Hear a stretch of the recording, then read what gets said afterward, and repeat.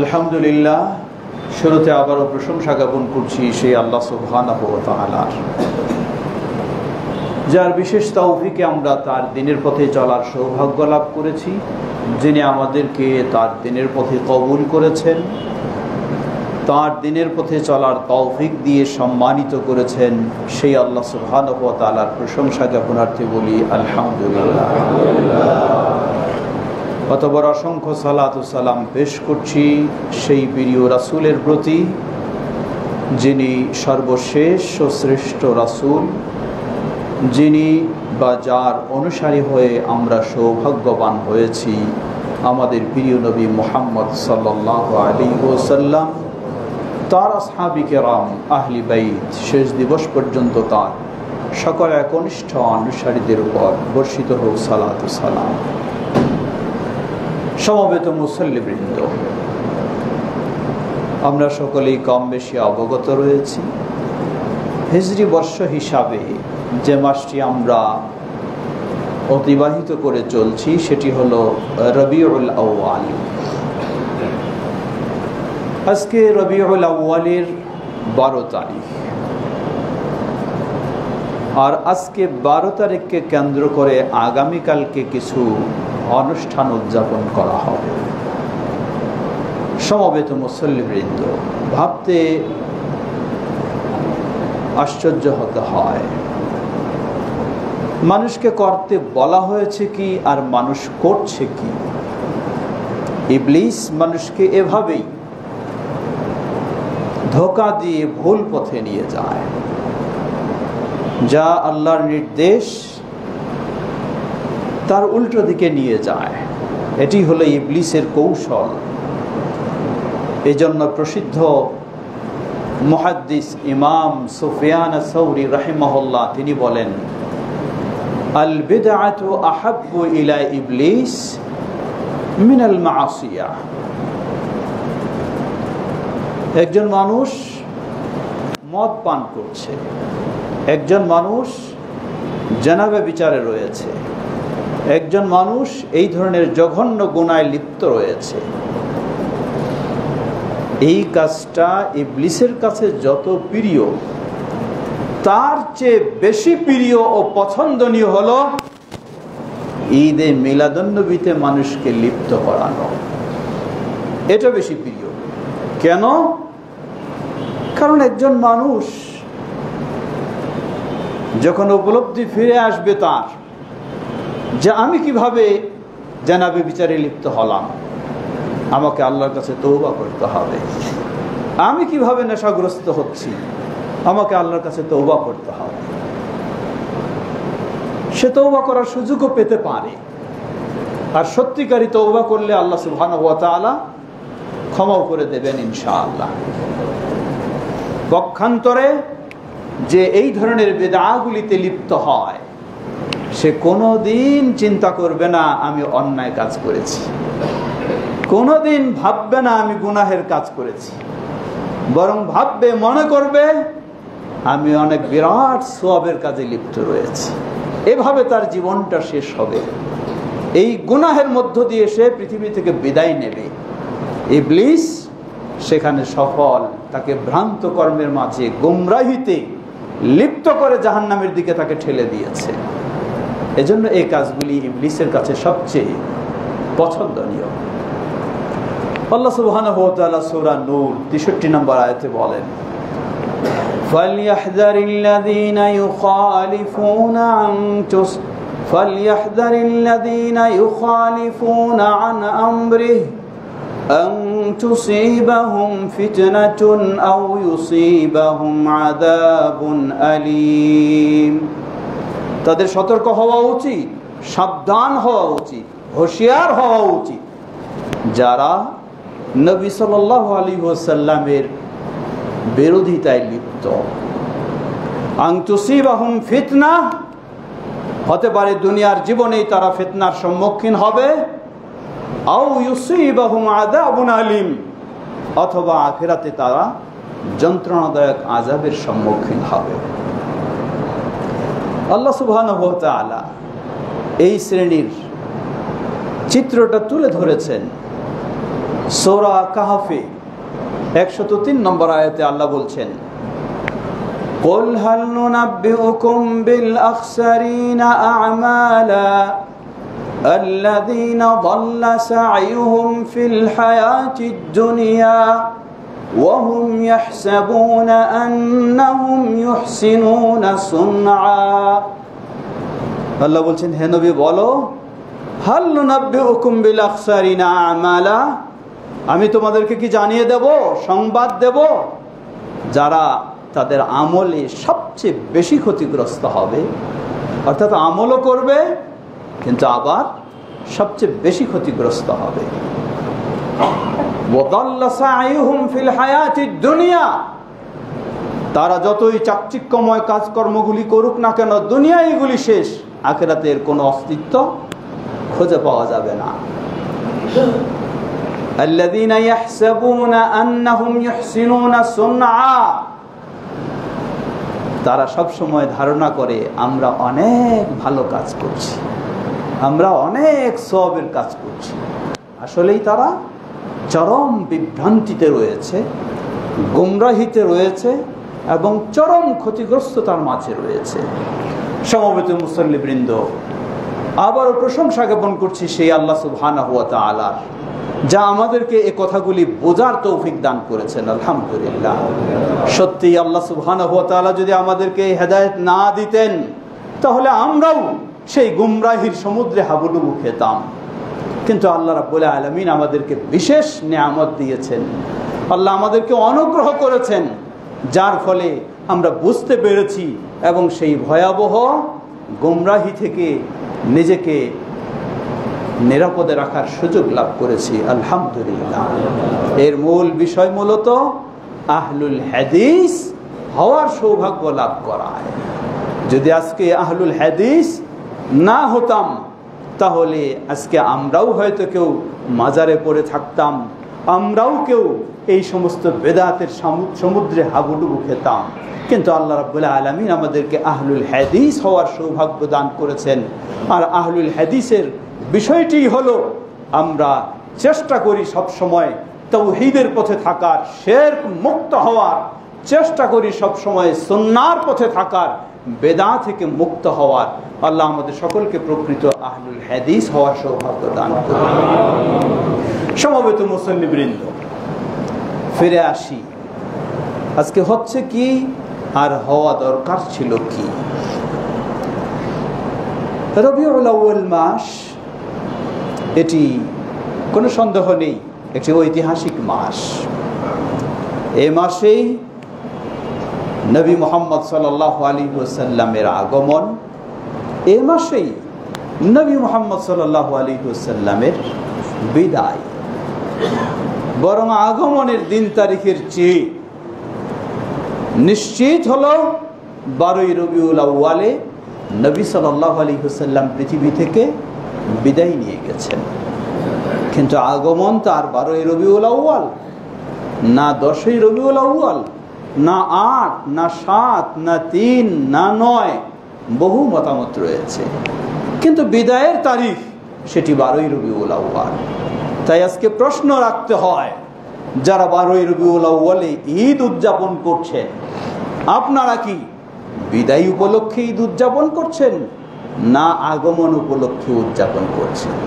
আগমনের দিন যেহেতু নিশ্চিত নয়, সুতরাং আগমনের উদযাপন আপনার নিশ্চিত বলার সুযোগ নেই। বলতে হবে বিদায়কে কেন্দ্র করে আপনি ঈদ উদযাপন করছেন। লা হাওলা ওয়ালা কুওয়াতা ইল্লা বিল্লাহ। কতই না হতভাগা যারা আজকে বিদায়কে কেন্দ্র করে ঈদ উদযাপন করতে চায়। সম্মানিত সমবেত মুসল্লিবৃন্দ, হলো অনিশ্চিত আগমনের দিন বা বিদায়ের দিন, তাহলে আপনাকে এই কেন্দ্র করে কোনো কিছু উদযাপন করতে হবে, অনুষ্ঠান উৎসব পালন করতে হবে, সেই সুন্নাহ আপনাকে কে দিয়েছে? তা কি নবী মুহাম্মদ সাল্লাল্লাহু আলাইহি ওয়াসাল্লাম দিয়েছেন? তা কি খোলাফায়ে রাশিদিন দিয়েছেন? তা কি সাহাবায়ে কেরাম দিয়েছেন? তা কি সেই তাবেঈনগণ দিয়েছেন? তা কি প্রসিদ্ধ ইমাম আবু হানিফা রাহিমাহুল্লাহ দিয়েছেন? ইমাম মালিক, ইমাম শাফিঈ, ইমাম আহমদ বিন হাম্বল রাহিমাহুমুল্লাহ দিয়েছেন? জবাব না, কেউ দেননি। কে দিয়েছে তাহলে? দিয়েছে হিজরি ৪র্থ শতাব্দীর শেষের দিকে মিশরের ফাতেমি বংশের সেই শিয়া যারা, সেই শিয়ারাই সর্বপ্রথম এই ঈদে মিলাদুন্নবী উদযাপন করে। তারা এটাকে নিয়েছে খ্রিস্টানদের থেকে, খ্রিস্টানেরা নিয়েছে সেটা গ্রিক সভ্যতার মানুষদের কাছ থেকে। সুতরাং আজকে একটু ভাবে দেখুন, একটু চিন্তা করুন, আজকে কোন কাজে আপনি ব্যস্ত? ইবলিস মানুষকে এভাবেই ভ্রান্ত পথের দিকে নেওয়ার চেষ্টা করে। কত বড় গলায় কথা শুনবেন, কত দলিল পেশ করে, কত হাদিস পেশ করে, কত ঘটনা পেশ করে। পর্যালোচনা করে দেখুন, সবগুলি হয় অপব্যাখ্যা, নয় ডাহা মিথ্যা। কেমনে অপব্যাখ্যা? যেমন দেখুন, আপনি সহিহ হাদিস গুরুত্ব দেন, আপনাকে বলবে সহিহ হাদিসেই তো রয়েছে নবী সাল্লাল্লাহু আলাইহি সাল্লামের জন্মদিবস পালন করতে হবে। বলেন কেমনে? সহিহ মুসলিমের হাদিস, আল্লাহ রাসূল সাল্লাল্লাহু আলাইহি সাল্লামকে জিজ্ঞাসা করা হলো, আপনি কেন সোমবার সিয়াম পালন করেন? তিনি বললেন, উলিদতু ফীহি ওয়া বুইসা আলাইয়া, সোমবার আমি জন্ম লাভ করেছি, সোমবার আমাকে নবুয়ত দেওয়া হয়েছে, তাই সোমবারে আমি সিয়াম পালন করি।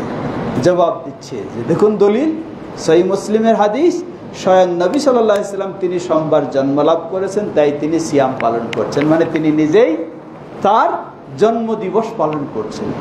লা হাওলা ওয়ালা কুওয়াতা ইল্লা বিল্লাহ। হাদিস সত্যি, হাদিস সহিহ, কিন্তু কি অপব্যাখ্যা করে লক্ষ্য করুন। প্রথম, হাদিসে বলা হয় নাই 12ই রবিউল আউয়ালে আমি জন্ম লাভ করেছি, তাই 12ই রবিউল আউয়ালে সিয়াম পালন করি। বলা হয়েছে সোমবার, তাহলে আগামীকালকে আপনি 12ই রবিউল আউয়াল উপলক্ষে পালন করবেন, আগামীকালকে কি আপনার সোমবার? কতই মিথ্যার আশ্রয়। দ্বিতীয়, নবী সাল্লাল্লাহু আলাইহি ওয়াসাল্লাম বুঝলাম তার এই জন্মদিবস হিসাবে তিনি সিয়াম পালন করেছেন, কিন্তু তিনি তো সিয়াম পালন করেছেন, তিনি তো রাজপথে মিছিল করেননি, তিনি তো মিলাদ মাহফিল করেননি, তিনি তো কোনো অনুষ্ঠান করেননি, তিনি তো কোনো আয়োজন করেননি। যদি সত্যিই আপনি সেটাই অনুসরণ করতেন, তাহলে আপনার কর্তব্য ছিল সব কিছু বর্জন করে নীরবে আপনি সিয়াম পালন করবেন। আর সেই দিনটিও হতে হবে শনিবার নয়, শুক্রবারও নয়, সেই দিনটি হতে হবে সোমবার। অপরপক্ষে নবী সাল্লাল্লাহু আলাইহি ওয়াসাল্লাম প্রতি সোমবার সিয়াম পালন করতেন, এর মানে বছরে প্রায় 52 বার সেই সোমবার এসে থাকে, তাহলে তিনি 52 দিন সিয়াম পালন করেছেন। আপনি তো 52 দিন নবী সাল্লাল্লাহু আলাইহি ওয়াসাল্লামের জন্মদিবস হিসাবে বছরে কখনোই উদযাপন করেননি, কখনোই আপনি কোনো বিষয় পালন করেননি, তাহলে এটি একটি ইবলিসি চক্রান্ত ছাড়া আর কিছুই নয়। চতুর্থ, নবী সাল্লাল্লাহু আলাইহি ওয়াসাল্লাম শুধু তার জন্মদিবস হিসাবেই সোমবারে সিয়াম পালন করেননি, বরং অন্য তিরমিজির হাদিসে এসেছে তিনি বলেন যে আল্লাহ সুবহানাহু ওয়া তাআলার কাছে প্রতি সপ্তাহে সোমবার এবং বৃহস্পতিবার বিশেষভাবে আল্লাহ রাব্বুল আলামিনের কাছে মানুষের আমলগুলি উপস্থাপন করা হয়। আর আমার কাছে পছন্দনীয় হলো ও আনা সায়েম, যেদিন আমার আমলগুলি আল্লাহর কাছে উপস্থাপন করা হয়, আমি যেন সেই সময় রোজা অবস্থায় থাকি, তাই আমি সিয়াম পালন করি। সুতরাং এটি শুধু জন্মদিবস হিসাবে নয়, আরো কারণ রয়েছে। সম্মানিত সমবেত মুসল্লিবৃন্দ, সত্যি যদি আজকে রাসূলুল্লাহ সাল্লাল্লাহু আলাইহি ওয়াসাল্লামের প্রতি প্রকৃত তাদের ভালোবাসা থাকতো, তাহলে যেগুলি রাসূলুল্লাহ সাল্লাল্লাহু আলাইহি ওয়াসাল্লাম নিষেধ করেছেন, খ্রিস্টানদের থেকে এসেছে, অমুসলিমদের থেকে এসেছে, ইবলিসকে খুশি করার এই কাজগুলি তারা কখনো করতেন না, এগুলি অবশ্যই তারা বর্জন করতেন। একজন মুসলিমের কর্তব্য হলো সত্যি যিনি রাসূলুল্লাহ সাল্লাল্লাহু আলাইহি ওয়াসাল্লামকে ভালোবাসবেন, রাসূলুল্লাহ সাল্লাল্লাহু আলাইহি ওয়াসাল্লামের প্রকৃত অনুসরণ করা। লক্ষ্য করুন, যারা জীবনের সর্বোচ্চ গুরুত্ব দিয়ে ভালোবাসতেন নবী সাল্লাল্লাহু আলাইহি ওয়াসাল্লামকে, তারা কি এই ধরনের আনুষ্ঠানিকতা দিয়েই শুধু ভালোবাসা প্রকাশ করতেন? জবাব না, কখনো তারা এই ধরনের আনুষ্ঠানিকতা দিয়ে রাসূলুল্লাহ সাল্লাল্লাহু আলাইহি ওয়াসাল্লামের ভালোবাসা প্রকাশ করতেন না। তারা রাসূলুল্লাহ সাল্লাল্লাহু আলাইহি ওয়াসাল্লামের ভালোবাসা প্রকাশ করতেন তাদের জীবনের বাস্তব রাসূলুল্লাহ সাল্লাল্লাহু আলাইহি ওয়াসাল্লামের অনুসরণের মাধ্যমে। লক্ষ্য করুন সাহাবায়ে কেরামদের অসংখ্য দৃষ্টান্ত রয়েছে। আমিরুল মুমিনিন ওমর ইবনুল খাত্তাব রাদিয়াল্লাহু আনহু আজকে তারা দোহাই দিচ্ছে, আমরা এসব করছি কেন? যে আমরা রাসূলুল্লাহ সাল্লাল্লাহু আলাইহি ওয়াসাল্লামকে ভালোবাসি তাই এগুলি করছি। যদি সত্যিই ভালোবাসতো তারা, তাহলে রাসূলুল্লাহ সাল্লাল্লাহু আলাইহি ওয়াসাল্লামের নামে মিথ্যা এই সমস্ত রটিয়ে কখনো এই মিথ্যা কাজে জড়িয়ে যেত না। বরং লক্ষ্য করুন ওমর রাদিয়াল্লাহু আনহুর বিষয় কেমন ছিল। ওমর রাদিয়াল্লাহু আনহু তার কাছে তিনি যখন খলিফা ঘরে বসে আছেন, হঠাৎ একজন সাহাবী আসলেন, আবু মুসা আল আশআরী রাদিয়াল্লাহু আনহু। এসে তিনি 3 বার সালাম দিলেন, কোনো জবাব পেলেন না। তিনি বের হয়ে তিনি চলে গেলেন, ঘরে আর প্রবেশ করলেন না। ওমর রাদিয়াল্লাহু আনহু বুঝলেন সে চলে গেল, বের হলেন, বের হয়ে ডাকলেন, হে আবু মুসা, কেন তুমি চলে যাচ্ছ? তিনি বললেন, আমি শুনেছি রাসূলুল্লাহ সাল্লাল্লাহু আলাইহি সাল্লাম বলেছেন, তোমরা যদি কেউ কারো কাছে অনুমতি চাও ঘরে প্রবেশের জন্য, তাহলে 1 বার 2 বার 3 বার পর্যন্ত সালাম দাও। যদি জবাব পাও তাহলে প্রবেশের অনুমতি হলো, যদি জবাব না পাও ফালিয়ারজি, সে যেন ফিরে চলে যায়। তাই আমি 3 বার সালাম দিয়ে আপনার কোনো জবাব না পেয়ে আমি ফিরে চলে যাচ্ছি। ওমর রাদিয়াল্লাহু আনহু রেগে গেলেন, তুমি বলছো আল্লাহর রাসূল সাল্লাল্লাহু আলাইহি ওয়াসাল্লাম বলেছেন? বললেন, হ্যাঁ বলছি। বললেন, তুমি আমার কাছে প্রমাণ সাক্ষী উপস্থিত করো, না হলে তোমার পিঠে আমি বেত্রাঘাত করব। প্রসিদ্ধ সাহাবী আবু মুসা আল আশআরী রাদিয়াল্লাহু আনহু, আবু মুসা আশআরী রাদিয়াল্লাহু আনহু তিনি একাই শুধু রাসূল সাল্লাল্লাহু আলাইহি ওয়াসাল্লামের কাছে শুনেননি, তিনি জানতেন যে আরো অমুক অমুক এই হাদিসটি জানেন। তিনি বললেন, ঠিক আছে, আমাকে সুযোগ দিন, আমি সাক্ষী উপস্থিত করছি। বের হয়ে গেলেন, গিয়ে দেখলেন কয়েকজন সাহাবী তারা বসে আছেন। তাদেরকে বললেন, আমি এই কথা আল্লাহ রাসূল সাল্লাল্লাহু আলাইহি ওয়াসাল্লামের কাছে শুনেছি, আপনারা কেউ জানেন এটা শুনেছেন? সেখানে অনেকজন ছিলেন, তারা বললেন, হ্যাঁ আমরা শুনেছি। আবু সাঈদ খুদরী রাদিয়াল্লাহু আনহু এবং আরো কেউ বললেন, ঠিক আছে, আমাকে সাক্ষী হিসাবে আপনারা আমার সাথে চলুন। ওমর রাদিয়াল্লাহু আনহুর কাছে সাক্ষ্য প্রমাণ করলেন। ওমর রাদিয়াল্লাহু আনহু বললেন, হে আবু মুসা, জেনে রাখো আমি তোমাকে কখনো মিথ্যা বলছি না। আমি শুধু এতটুকু নিশ্চিত হতে চাই যে সত্যিই রাসূলুল্লাহ সাল্লাল্লাহু আলাইহি সাল্লাম বলেছেন কিনা। যখন জানলাম, বুঝলাম তুমি সাক্ষী সহ উপস্থিত হয়েছ, আমার আর কোনো সেখানে সন্দেহ নেই, আমি এটি মেনে নিলাম। সুবহানাল্লাহ। এনে কয়েকটি দিক। প্রথম দিক, ওমর রাদিয়াল্লাহু আনহুর মতো ব্যক্তি, তারও কিছু অজানা থাকতে পারে, অসম্ভব নয়, এই হাদিসটি তখনও তার জানা ছিল না। দ্বিতীয় দিক, ওমর রাদিয়াল্লাহু আনহু কেউ রাসূল সাল্লাল্লাহু আলাইহি ওয়াসাল্লামের নাম দিয়ে কিছু বলবে, নিশ্চিত না হয়ে সেটাকে কখনো গ্রহণ করতেন না। এটা হলো সেই যুগের কথা, সাহাবীদের কাছে হলেও, আর আজকে তো কোন পর্যায়ে এসেছি। তৃতীয় দিক, রাসূল সাল্লাল্লাহু আলাইহি ওয়াসাল্লামের নামে কেউ কোনো মিথ্যা বলুক, ওমর রাদিয়াল্লাহু আনহু যখন সত্যি ভালোবাসেন, কখনো রাসূল সাল্লাল্লাহু আলাইহি ওয়াসাল্লামের নামে কেউ মিথ্যা বলবে, এটিকে কখনো তিনি মেনে নিতে পারেন না। যার ফলে তিনি তাকে শাসালেন যে যদি সাক্ষী উপস্থিত না করতে পারে, তোমার পিঠে আমি বেত্রাঘাত করব। সমবেত মুসল্লিবৃন্দ, সেই ওমর রাদিয়াল্লাহু আনহু কিভাবে রাসূল সাল্লাল্লাহু আলাইহি ওয়াসাল্লামকে ভালোবাসতেন, কিভাবে রাসূল সাল্লাল্লাহু আলাইহি ওয়াসাল্লামের ভালোবাসা প্রকাশ করতেন, লক্ষ্য করুন। এর অনেকগুলি দৃষ্টান্ত। ছোট্ট একটি দৃষ্টান্ত, বাইতুল্লাহ কাবায় যারা হজ করতে যাবেন বা উমরা করতে যাবেন, প্রথমেই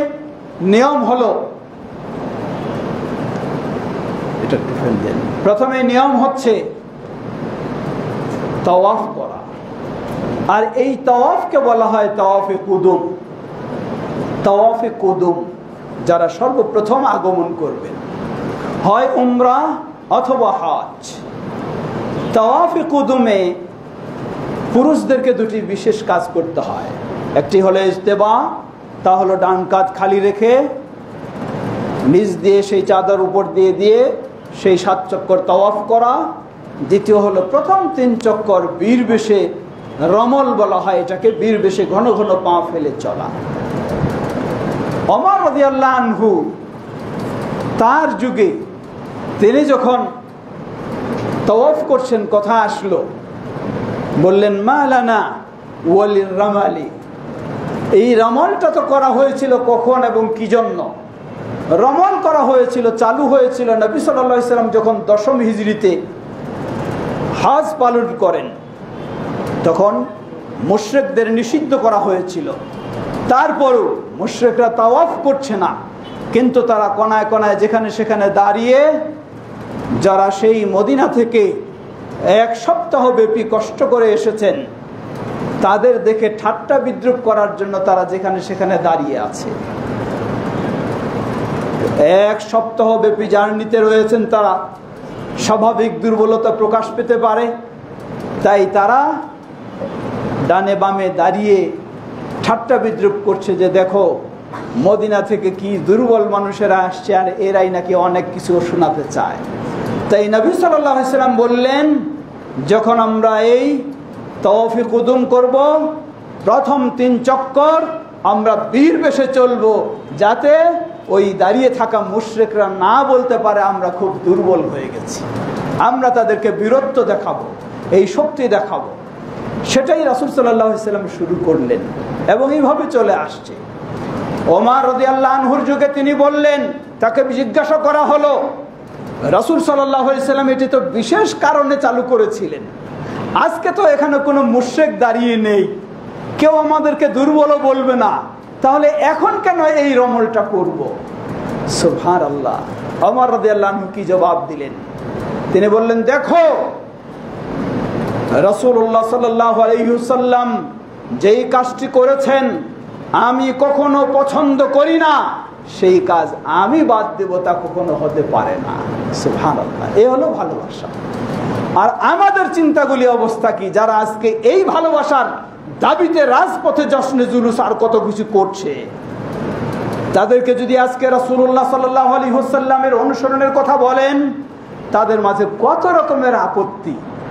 স্পষ্ট দলিল প্রমাণ পেশ করুন, তারা বলে ফেলবেন এটি তো আমাদের মাযহাবে নাই, তাই মানতে পারছি না।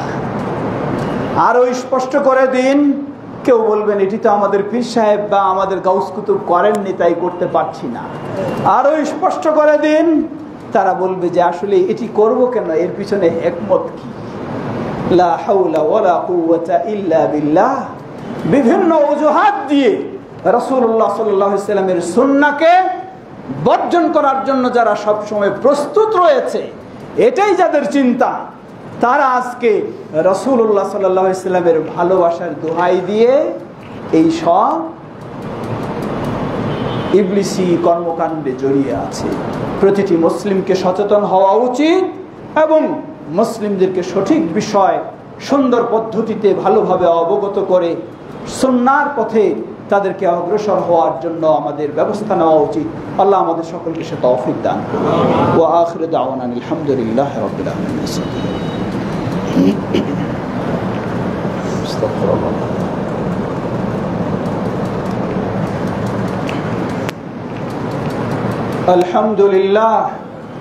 আলহামদুলিল্লাহ রাব্বিল আলামিন। والصلاة والسلام على عبد الله ورسوله نبينا محمد وعلى آله وصحبه أجمعين أما بعد। সমবেত মুসল্লিবৃন্দ, লক্ষ্য করুন সাহাবায়ে কেরামদের কি ধরনের ভালোবাসা ছিল, সেই ভালোবাসাটাকে তারা কিভাবে প্রকাশ করেছেন এবং সেই ভালোবাসাকে আল্লাহ সুবহানাহু ওয়া তাআলা কিভাবে মূল্যায়ন করেছেন। সূরা নিসা 59 নম্বর আয়াত,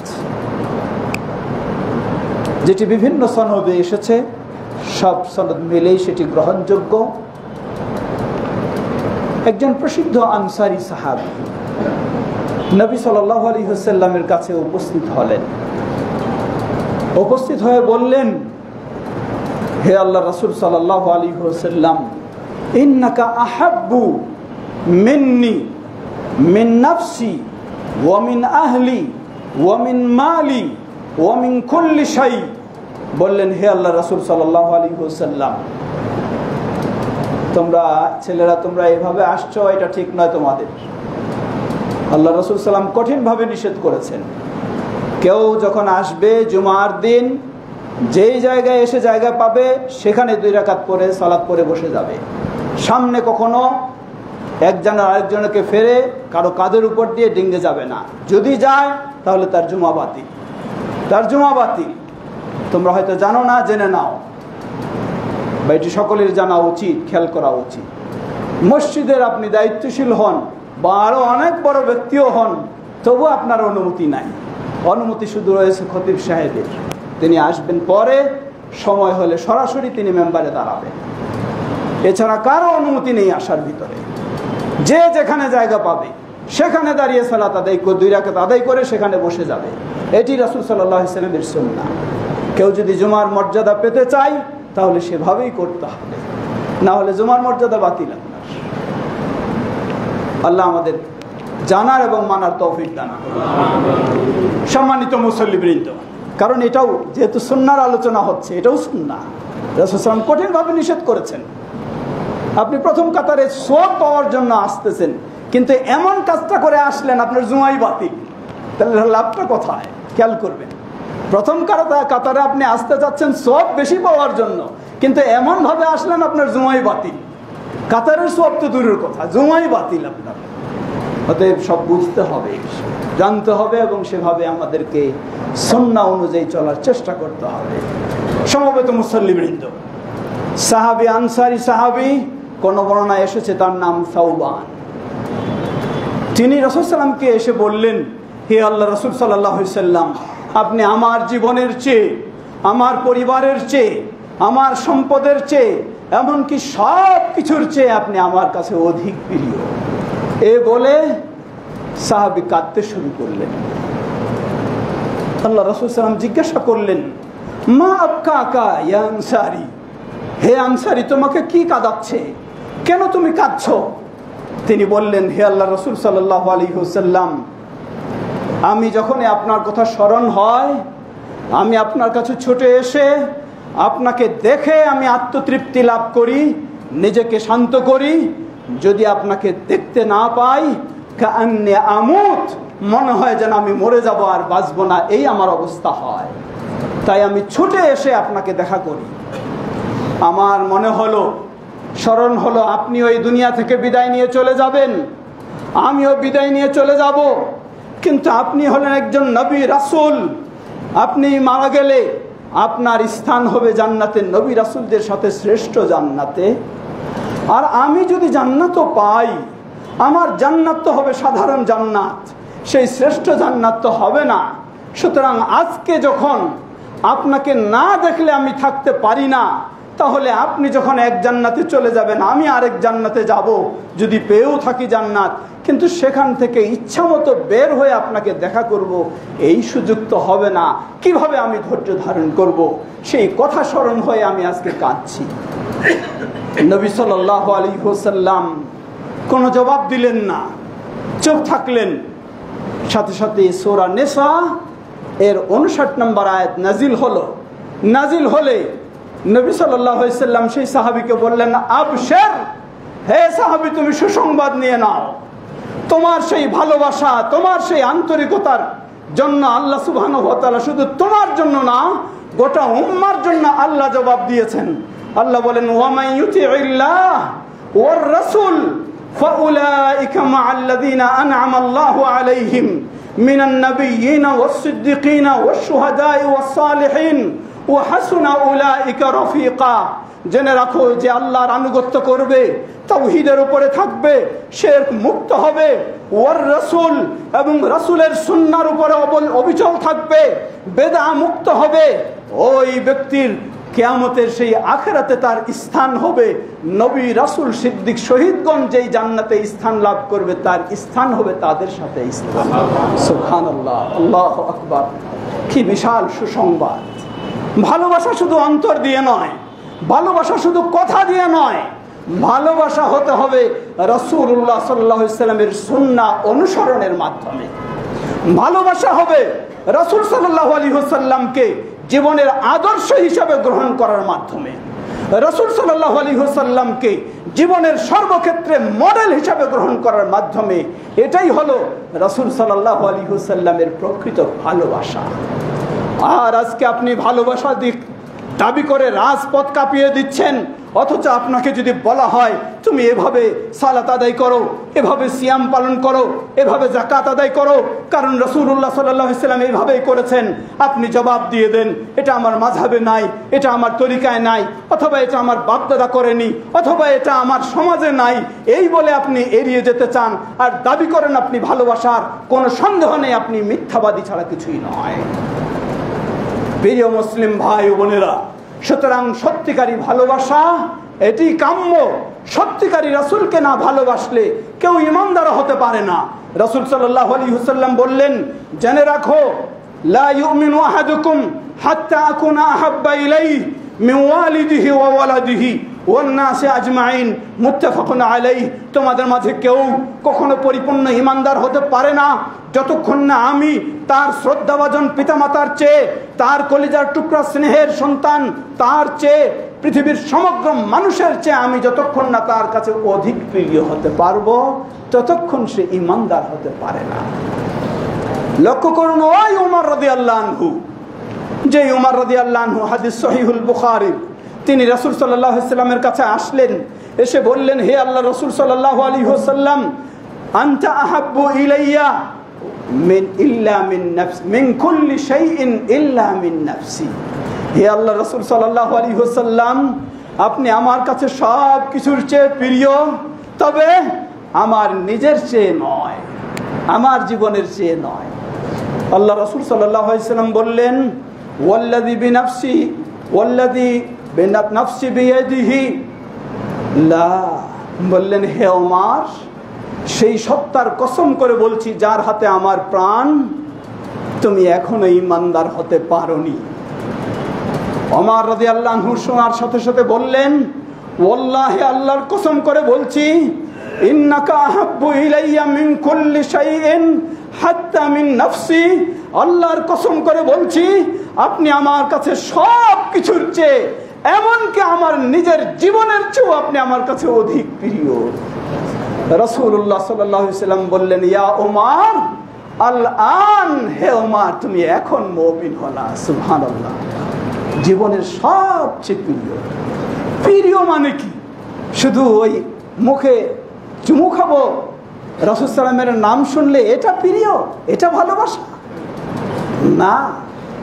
সেই ওমর রাদিয়াল্লাহু আনহুর কিভাবে রাসূলের অনুসরণ ছিল লক্ষ্য করুন। এটা সহিহুল বুখারীর হাদিস।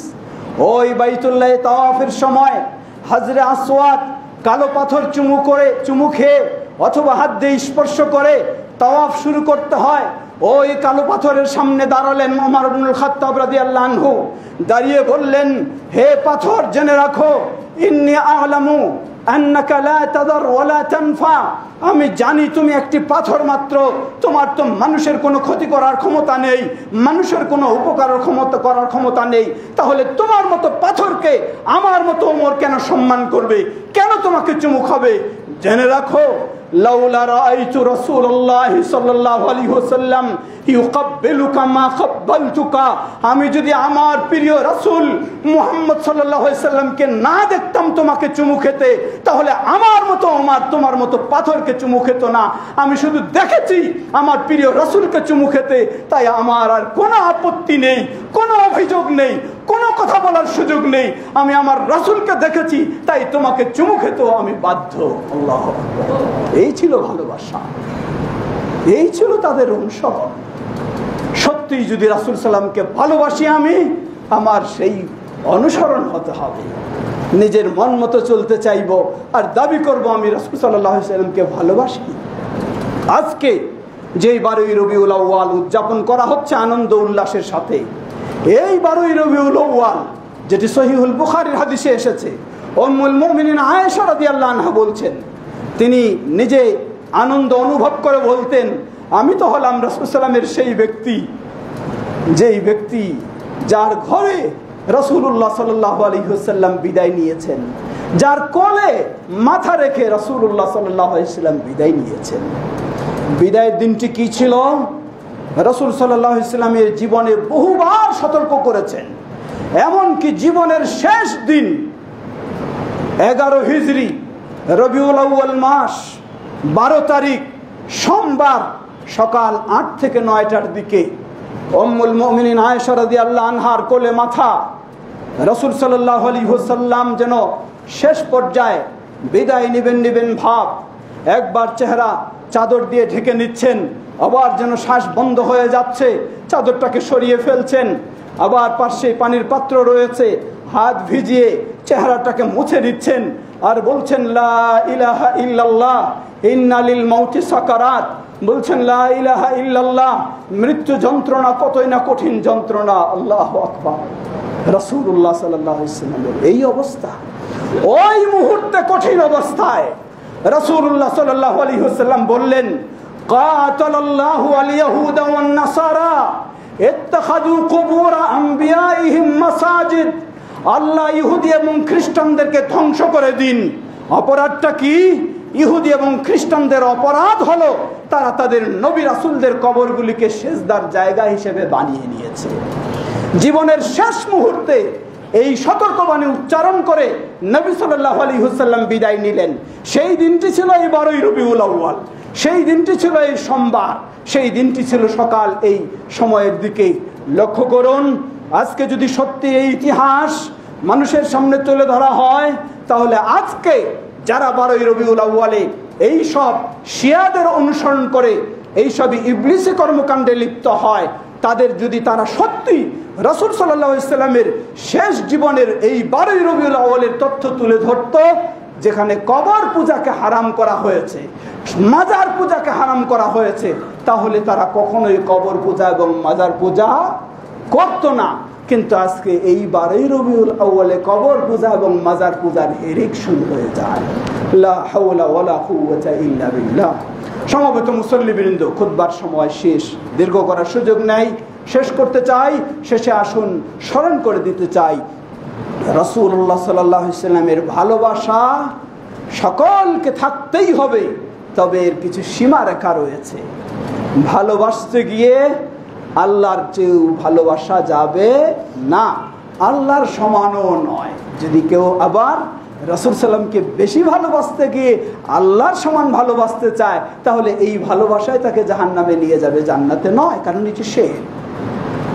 এই জন্য রাসূল সাল্লাম সতর্ক বাণী উচ্চারণ করেছেন। সহিহুল বুখারীর হাদিস, তিনি বলেন লা তুতরুনি কামা আতারাতিন নাসারা ঈসা ইবনে মারইয়াম ইন্নামা আনা আবদুহু ফাকুলু আব্দুল্লাহি ওয়া রাসূলুহু। সাবধান, তোমরা আমার ব্যাপারে কখনো সীমা লঙ্ঘন করো না, যেমনই ভাবে খ্রিস্টানেরা ঈসা ইবনে মারইয়ামের ব্যাপারে সীমা লঙ্ঘন করেছে। কি সীমা লঙ্ঘন? আজকে খ্রিস্টানেরা কেউ ঈসা আলাইহিস সালামকে বিশ্বাস করে যে তিনি আল্লাহ, আল্লাহ ঈসা আলাইহিস সালামের ভিতরে অনুপ্রবেশ করে একই হয়ে গেছে, এটাই আল্লাহ। নাউযুবিল্লাহ। আরেক শ্রেণী বিশ্বাস করে যে তিনি হলেন ইবনুল্লাহ, আল্লাহর পুত্র। আরেক শ্রেণী বিশ্বাস করে তিনজনের সমষ্টির নাম হলো আল্লাহ। এই সীমা লঙ্ঘন করেছে। আজকে যারা 12 রবিউল আউয়ালকে এইভাবে উদযাপন করে, লক্ষ্য করে দেখুন, যারা মিলাদ কিয়াম করে, যখন তারা মিলাদ করে কিয়াম করতে দাঁড়িয়ে যায়, স্বয়ং রাসূল সাল্লাল্লাহু আলাইহি ওয়াসাল্লামের কাছে আবেদন নিবেদন শুরু করে দেয়। আল্লাহর কাছে যে আবেদন করতে হয়, একেবারে সেই খ্রিস্টানদের বাড়াবাড়িতে চলে গেছে, যেটি 1400 বছর আগে রাসূল সাল্লাল্লাহু আলাইহি ওয়াসাল্লাম সতর্কবাণী উচ্চারণ করেছেন। তিনি বলেছেন লা তুতরুনি কামা আতারাতিন নাসারা। খ্রিস্টানেরা যেভাবে ইবনে মারইয়ামের বিষয়ে সীমা লঙ্ঘন করেছে, তোমরা করো না। জেনে রাখো ইন্নামা আনা আবদুহু, আমি তো কেবল তার বান্দা। তিনি খালেক, আমি মাখলুক। তিনি মাবুদ, আমি আবদ, অন্য কিছু নয়। সুতরাং আমাকে বলো আব্দুল্লাহ ওয়া রাসূলু, আমি আল্লাহর বান্দা এবং তার রাসূল, এর বেশি কিছু নয়। সুবহানাল্লাহ। সেই সীমা অবশ্যই খেয়াল রাখতে হবে। অপর দিকে আরেক ইবলিসি চিন্তা, এটি যেমন সীমা লঙ্ঘনের এক ইবলিসি চিন্তা, আরেক ইবলিসি চিন্তা এসে গেছে। তাদের কথা হলো কোরআন যেখানে রয়েছে সেখানে হাদিসের কি প্রয়োজন? কোরআন যেখানে রয়েছে হাদিসের আর কি দরকার? কোরআনেই তো সবকিছু রয়েছে। শুধু কোরআন দিয়ে আমরা ইসলাম মানবো, তারা হাদিসে সুন্নাহ মানতে আর রাজি নয়। এ হলো আরেক ইবলিসি চিন্তা, আরেক সীমা লঙ্ঘন। তারা বেশি ভালোবাসা দেখাতে গিয়ে সীমা লঙ্ঘন করে, আর এরা বর্জনের ক্ষেত্রে সীমা লঙ্ঘন করে। এটিও ইসলামের বাইরে, কোনো সন্দেহ নেই। যারা বলবে হাদিস মানি না, সুন্নাহ মানি না, বিশুদ্ধ প্রমাণিত হওয়ার পরেও নিশ্চিত আপনাকে নিশ্চিত হতে হবে তারা মুসলিম নয়। তারা মুসলিম নয়। তারা আসলে দাবি করে কোরআন মানে, আসলে তারা কোরআনও মানে না। কোরআন যদি মানত তাহলে বাধ্য তারা রাসূল সাল্লাল্লাহু আলাইহি ওয়াসাল্লামের হাদিস মানতেই হবে, এটি কোরআনই তাদেরকে বাধ্য করবে। সুতরাং তারা কোরআনও মানে না, অতএব এরা মুসলিম নয়। দেখবেন তাদের সালাত নেই, তাদের সিয়াম নেই, তাদের যাকাত নেই, তাদের হজ নেই, কিছুই নেই তাদের। লা হাওলা ওয়ালা কুওয়াতা ইল্লা বিল্লাহ। এজন্য আহলুল হাদিস তারা হলো মধ্যমপন্থী। আমরা মানার ক্ষেত্রে সীমা লঙ্ঘন বাড়াবাড়িতেও করব না, আবার ছাড়াছাড়িতেও সীমা লঙ্ঘন করব না। যেটি সহিভাবে প্রমাণিত নয় সেটিকে গ্রহণ করা যেমন যাবে না, আবার যেগুলি সহিভাবে প্রমাণিত আমার বিপক্ষে হলেও মানতে আমি বাধ্য যখন সহিভাবে প্রমাণিত। আল্লাহ আমাদের সেই মধ্যম পন্থা অবলম্বন করার তৌফিক দান করুন। ভালোবাসার কয়েকটি আলামত সংক্ষিপ্ত শেষ করছি। প্রথম আলামত হলো ইত্তিবাউহু ওয়াল আখযু বিসুন্নতিহি। রাসূল সাল্লামকে ভালোবাসার প্রথম আলামত হলো রাসূল সাল্লামের অনুসরণ করা, রাসূল সাল্লাল্লাহু আলাইহি ওয়াসাল্লামের সুন্নাহ গ্রহণ করা। আপনি দাবি করেন রাসূল সাল্লামকে ভালোবাসেন, আপনি কথার বলার সময় রাসূল সাল্লামের সুন্নাহ খুঁজেন না, খাওয়ার সময় রাসূল সাল্লামের সুন্নাহ খুঁজেন না, চলার সময় রাসূল সাল্লামের সুন্নাহ খুঁজেন না, সালাতেও রাসূল সাল্লামের সুন্নাহ খুঁজেন না। কিসের আপনি রাসূল সাল্লামকে ভালোবাসেন? কখনো মিথ্যা দাবি আপনার এটা। যদি সত্যিই আপনি রাসূল সাল্লামকে ভালোবাসেন তাহলে আপনি প্রতিটি মুহূর্তে, প্রতিটি কাজে, প্রতিটি অবস্থায়, আপনার বডিতে বলেন, আপনার পরিবারে বলেন, সর্বক্ষেত্রে আপনি রাসূল সাল্লামের সুন্নাহ খুঁজবেন। তাহলে আপনি সত্যি রাসূল সাল্লামকে ভালোবাসেন। আর যদি না খুঁজেন তাহলে আপনার ভালোবাসা শুধু মুখের দাবি, বাস্তবে ভালোবাসেন না। দ্বিতীয়, তাআল্লুমু আল কিতাব ওয়া সুন্নতি রাসূলিল্লাহ সাল্লাল্লাহু আলাইহি ওয়াসাল্লাম। আল্লাহর কোরআন শিক্ষা লাভ করা, রাসূলের সুন্নাহ শিক্ষা অর্জন করা, এটি ভালোবাসার পরিচয়, ভালোবাসার আলামত। উম্মুল মুমিনিন আয়েশা রাদিয়াল্লাহু আনহাকে বলা হলো রাসূল সাল্লামের আদর্শ কেমন ছিল? তিনি বলেন রাসূল সাল্লামের আদর্শ হলো আল কোরআন। তাহলে এটাই যদি রাসূল সাল্লামের আদর্শ হয়, আর আপনি ভালোবাসতে চান কিন্তু কোরআন পড়বেন না, কোরআন শিখবেন না, বুঝতে চাইবেন না, রাসূল সাল্লাল্লাহু আলাইহি ওয়াসাল্লামের এত কিছু আপনি পড়ার সময় পান, রাসূল সাল্লামের একটা হাদিস আপনি দিনে পড়ার সময় পান না, তাহলে কিসের আপনি রাসূল সাল্লামকে ভালোবাসেন? যদি সত্যিই ভালোবাসেন তাহলে প্রয়োজনেও আপনার মোবাইলকে অফ রেখে, ফেসবুককে অফ রেখে, পত্রিকাকে অফ রেখে, বিভিন্ন খবর শোনাকেও বন্ধ করে রাসূল সাল্লাল্লাহু আলাইহি ওয়াসাল্লামের একটা হলেও আপনি প্রতিদিন হাদিস শেখার চেষ্টা করবেন। তাহলে আপনি বুঝতে পারবো যে সত্যিই আপনি রাসূল সাল্লামকে ভালোবাসেন। তৃতীয়, আত-তাহযীরু মিনাল বিদআ ওয়া আহলিহি। তৃতীয় বিষয় হলো আপনি যদি সত্যি রাসূল সাল্লামকে ভালোবাসেন, সুন্নাহকে যেমন আঁকড়ে ধরবেন, তেমনই ভাবে রাসূল সাল্লাম যেই বেদা সম্পর্কে সতর্ক করেছেন, আপনাকে সকল বেদা সেগুলি থেকে বিরত থাকতে হবে, এবং বেদাতি যারা তাদের থেকেও আপনাকে সতর্ক থাকতে হবে। মানে বেদাতি রাসূল সাল্লামের সুন্নাহ সে মানতে চায় না, সে রাসূল সাল্লামকে উপেক্ষা করে বেদাত চালু করে, আর তাকে আপনি কিভাবে ভালোবাসতে পারেন?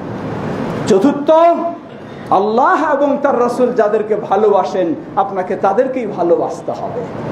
পঞ্চম, আল্লাহ এবং রাসূল যাদেরকে অপছন্দ করেন আপনাকে তাদেরকে অপছন্দ করতে হবে। ষষ্ঠ, আন-নাসিহা লিরাসূলিল্লাহ সাল্লাল্লাহু আলাইহি ওয়াসাল্লাম। রাসূলুল্লাহ সাল্লাল্লাহু আলাইহি ওয়াসাল্লামের বিরোধী কোনো বিষয় পেলে আপনি কখনো নিরাপদে চুপ থাকতে পারেন না, আপনাকে অবশ্যই সাধ্য অনুযায়ী তার প্রতিবাদ করতে হবে। এটি হলো রাসূল সাল্লামের ভালোবাসা। আপনার ছেলেকে কেউ যদি কষ্ট দেয়, কেউ যদি গালি দেয়, আপনার মেয়েকে কেউ যদি কোনো খারাপ অপবাদ দেয়, আপনি কি নীরবে চুপচাপ বসে থাকবেন? কোশ্চিনকালেও হতে পারে না, কারণ আপনার ছেলে মেয়েকে আপনি ভালোবাসেন, তাই তাদের উপর কোনো হামলা আসলে সেটার আপনি প্রতিবাদ করার সাধ্যপক্ষে চেষ্টা করেন। সত্যিই যদি আপনি রাসূলুল্লাহ সাল্লাল্লাহু আলাইহি ওয়াসাল্লামকে ভালোবাসেন, তাহলে রাসূল সাল্লামের বিপরীত বিষয়ে কোনো যদি কটাক্ষ হয়, কোনো অপবাদ আসে, সেটাও আপনাকে অবশ্যই ঘৃণা প্রতিবাদ থাকতে হবে। এর মানে বলবো না যে রাজপথে নেমে আপনি গাড়ি ভাঙচুর শুরু করে দিবেন, না, এটি আবার রাসূল সাল্লামের সুন্নাহ নয়।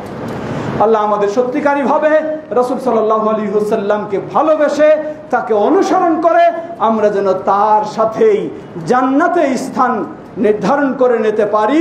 আল্লাহ আমাদের সকলকে সে তৌফিক দান করুন। এটাই হলো আহলুল হাদিসদের দাওয়াত।